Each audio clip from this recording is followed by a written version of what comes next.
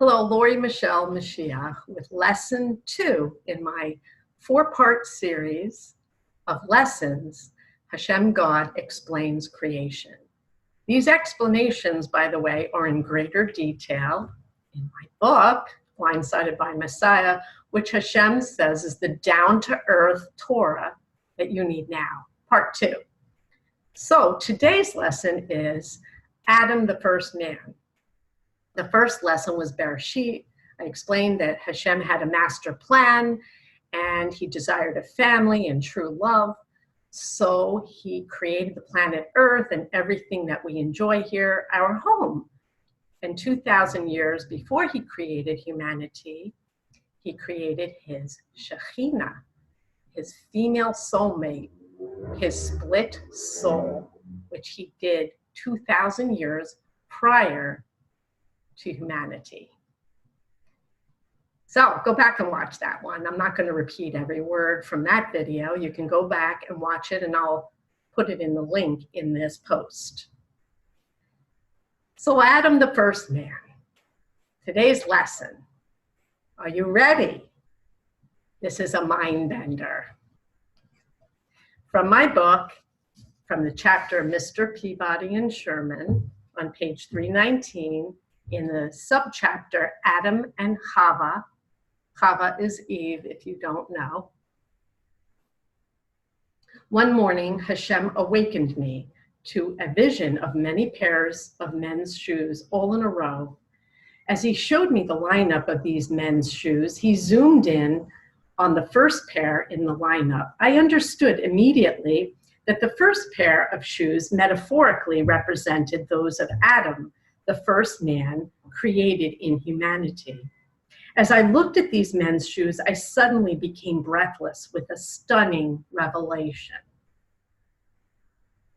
In that moment, I knew instinctually that those shoes belonged to none other than Hashem, God.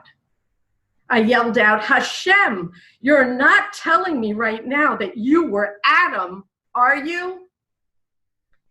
He said, yes, Lori. Adam was me. I'm laughing because this is really how we talk to each other. We really communicate like this. I know it's not what you expected, but it's exactly what we need. We need some comic relief, people. This world is just hideous. I will continue. He's laughing with me. So laugh, lighten up.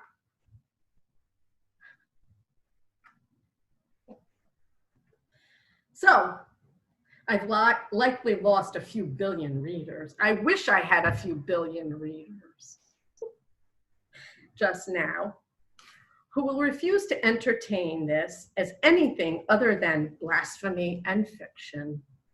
I assure you, I never invented or imagined one single word of this earth-shattering explanation.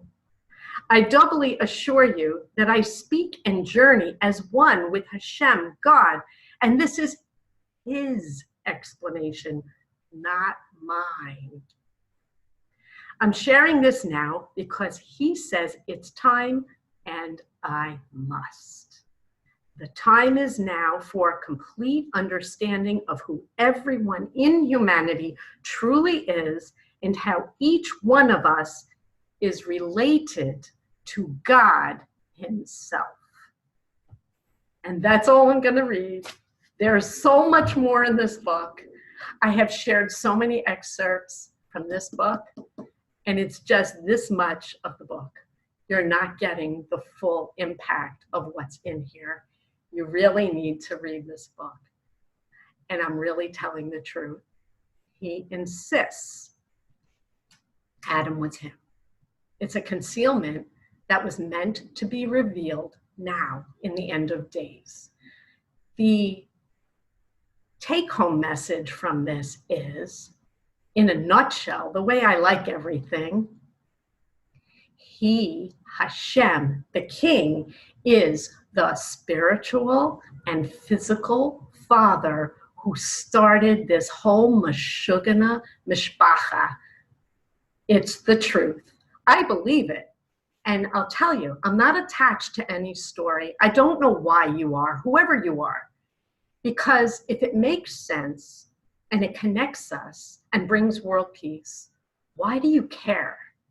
But this story, this explanation, I should say, is so connecting and so understandable. And you can relate to him now truly as a father.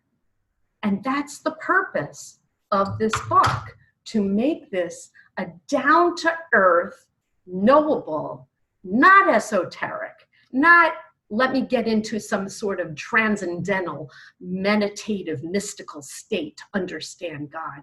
You can understand why he does what he does and why we need to come together and learn who we really are.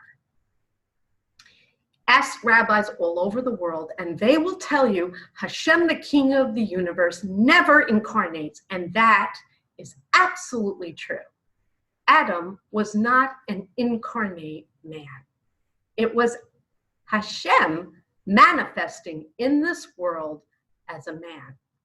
Hashem, I have said this before online, and it's in my book, Blindsided by Messiah, can appear in many places, multiple places, all at the same time, fully conscious of everything in the universe. It's unknowable, unfathomable to anyone but him. And he is literally one with me, talking to me 24/7 in everyday English, the only language that I am fully literate in. So, do you believe me? Do you want to believe me? Do you want to know more? For the life of me, I don't understand why you're not intrigued by this.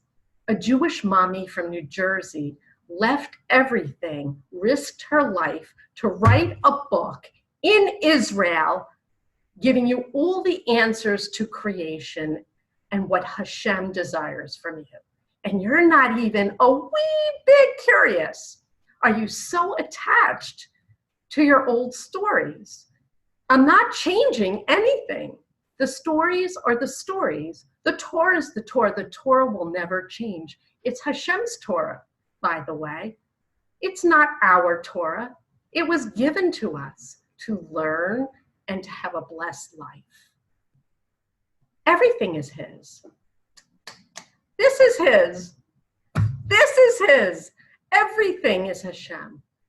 But he desires to give us everything. And what does he ask for in return? Compassion and love. Compassion for God. Remember, I posted that too. Why do you need compassion for him? Because he loves and he gives and he gives, and all he wants is peace for his children. His heart breaks every time we bury one of our children. Do you understand that? He was the father of the first family, physical. He planted the seeds of humanity himself. Why would he give that beautiful task of starting a family to someone he simply created from dirt? He wouldn't. He did this himself. He is the father. He is the king. He started it all, and it all ends with him. He's the final arbiter, and he's watching you right now. I'm warning you. I'm not trying to convince you at all. I'm trying to share with you and give you what you need, the truth. And the truth is connecting, and it's wow. And yeah, it's kind of funny when you think about it. Unless you need to be right. Put your need to be right on a shelf. Put it away. And take a journey with me and read my story from beginning to end. And let's come together and bring world peace for the Father and the King of the universe and for all of us. for eternity. That was only lesson 2. There's a lot more mind-bending things coming. God bless you. Peace on earth in our time.